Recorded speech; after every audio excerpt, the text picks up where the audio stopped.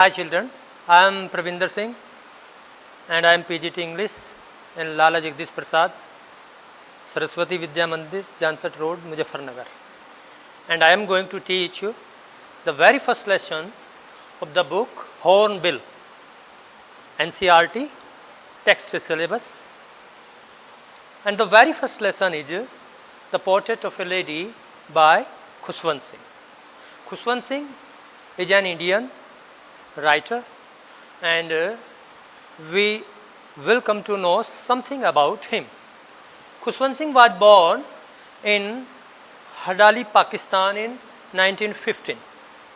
Education, he achieved his education in Government College Lahore and in King's College, Cambridge University, London, England. His popularity. Khushwant Singh wrote a novel, A Train to Pakistan. It is a historical novel based on the independence, revolution in India and dividends of Pakistan from India. He also received Sahitya Akademi Award in 1912 and his death, he died 20th March 1940. Let's go for glossary of this lesson. These are some typical words belong to the text of this lesson, and these are wrinkled with slight lines. We see when a man becomes old, there are many lines on his face. These are called wrinkled. Stoop or bent. When a man or a woman become very old, they stoop very a little, and this stage is called bent. Inaudible, unheard. Inaudible means one cannot hear anything about it. He is saying something from a distance and I cannot understand what he is saying. It is called inaudible.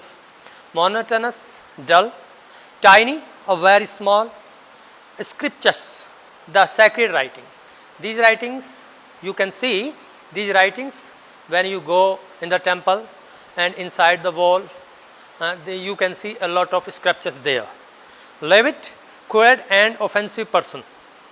Low category person. Shooed away, scared away. Clasped, hugged.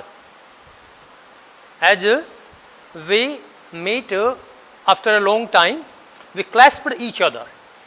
It is called hugged. And customary means usual. Now we go to the lesson, The Portrait of a Lady. It is an autobiography. First of all, we come to know what is an autobiography. There are two types of writing, autobiography and objective. The writer writes about himself, his near and dear, someone he loves him or her very much, and he writes about him or her. It is called autobiography. And student, I am saying to you that this lesson, The Portrait of a Lady, is an autobiography. Here, a lady is none other than Mr. Khushwant Singh's grandmother. His grandmother is very old and he referred her as a lady. In this lesson, we see most of us know, most of us are familiar with grandmother. Almost every family has old people, old women, old men, and we call them grandmother, grandfather. In the same way, when Khushwant Singh was in childhood, he was very known to her grandmother. She was very old. He tells about her that she was very old, she was fat, she was short, she was bent a little. Her left hand was most of the time put on his wrist so that his body may be unbalanced. Her habit. Here, the writer says that his grandmother was very old and she was so old that she could not be so much old any longer. He says that her grandmother was very old. You also remember that a portrait of her grandfather was in his drawing room, in their drawing room, and she was weared loose white garment, had a long turban, yellow turban, and long beard. And people say that he was the husband of my grandmother. We could not believe the fact. Our grandmother told us that, Sukhwant Singh say that our grandmother told the things that in their childhood they would play different game. But as a children, in his childhood, Khushwant Singh says that they cannot understand, they cannot properly believe that their grandmother become so old had once been a child, because they kept seeing her since their birth in her old age. Her habits, she was a very good lady. Most of the time she had a rosary. Rosary means a string of heads. One, count the heads, and this counting is also related to the chanting of the mantras to gods. Most of the time she has a rosary and kept on chanting her mantra, please her goddess. And when Khushwant Singh father and mother, his parents left the village and went out to city to settle down there, he and his grandmother remained in the same village, in their house. He was in his childhood, he would go to the primary school. The primary school was adjacent, was connected to the temple. Every day there was a routine that her grandmother would wake him, she would bath him, she offered her stall thick chapati, and on that chapati there was butter and sugar spread over everywhere. It was very tasty to the writer. He ate the chapatis very deliciously, and after that both of them started for the school. His grandmother also had many stall chapatis, and as they reached the school where the writer learned alphabet, they sat in 2 rows in the veranda and learned their lesson there, while his grandmother went into the temple and read the scriptures written on the walls, inside the walls.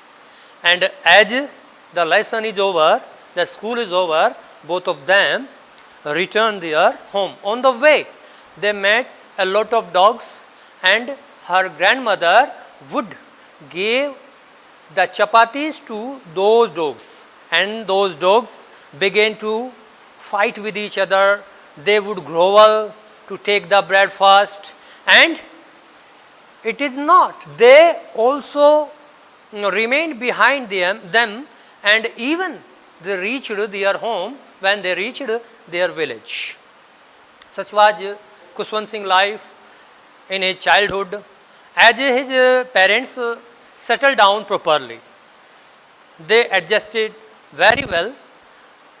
They brought both of them to the city, and when he was admitted to an English school, it was a Western education there, and there was a little separation from his mother, because his mother would wake him up, would bath him, would give him breakfast, but she did not go to her to see off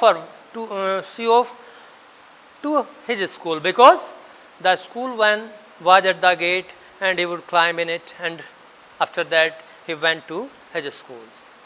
But as he returned from the school, his grandmother would come to him and ask what was he learnt that day. And he would he would tell that he had learnt Archimedes' principle, he learnt the principles of attractions, gravitation forces, etc., etc. Then she would ask if there were no religious teaching in his school. Khushwant Singh says that there was no such education in his school. Then she became very hopeless, became very disappointment, and would say that it is very bad. The schools must provide the children religious teachings too. As the days passed, Khushwant Singh passed out his intermediate classes. He got his bachelor degree from the Lahore College, and after that he was sent for London for higher education. He well remembered, and he has also described that after coming to city, there was a little changes in the daily routine of her grandmother. There were no dogs that she would give breads to them. Now she had a daily routine of giving the breads to the sparrows. The sparrows would come in their houses and she would give breads to those sparrows. The writer calls that it is the most joyous hours for her. She lost herself with those sparrows and looked very satisfied, looked very cheerful at those moments. And most of the time she would spin and also chant the mantras. Most of the time the writer could hear some voices as her lips were parted and shut, but did not understand what was he saying. But he comes to know very well that his grandmother, as did in the village, most of the time she would chant God, she would pray most of the time. And when it was time to depart for him for London, his grandmother was also was there at the station to see of him, and as he was just to depart, his grandmother, she kissed her forehead and hugged her, clasped her so warmly that Khushwant Singh could not forget it throughout his life. After that, she went for his higher study, and he returned India after 5 years. And just as he stepped down the railway, he met the same lady, he met the same old woman, his grandmother, at the station. He described that he found that her grandmother was not older than that of 5 years ago. She was intact. She was the same as he had left her 5 years ago. Now, he also described that the connection between him and his grandmother was not so deeply. They were not attached as they did in their childhood. Yet, he noticed that most of the time her grandmother would keep on busy with the spinning wheel and chanting mantras, and whenever it is time to feed the sparrow, she looked very satisfied and very cheerful. The writer says the last days of her life, when he returned from England. One day he saw that her grandmother gathered the women from all over the neighborhood. They took an old drum and she beat it very hard. She sang the songs of warriors. Many women who came there were also joined the party. That day, her grandmother was very cheerful. Her joy was no bound. She looked very happy that day. And in the next morning, they found that the grandmother did not step out from her bed. She was lying in her bed. They gave something to eat to her, but she did not eat anything. She refused to eat anything. Then they tried another thing, but she refused to that too. Now the grandmother came to know that her end was near. Only one thing she did was chanting. Her lips were moving, opening and closing time to time. And soon they found that there were no movement in her body. She was silent. They called for the doctor, and when the doctor came in and he examined the grandmother, she told them that she was no more. Now, as is the customary, as the formalities, they put her dead body on the ground and went for the preparation for her cremation. As they entered, after 2 or 3 hours in her room, they saw thousands of sparrows in her room. Those sparrows were not chirping that day.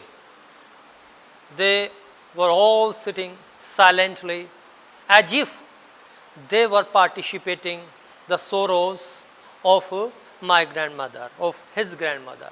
Now they took away the body for the cremation, and when they returned home, they found that those birds were also there, but they gave something to feed them, but they did not eat anything.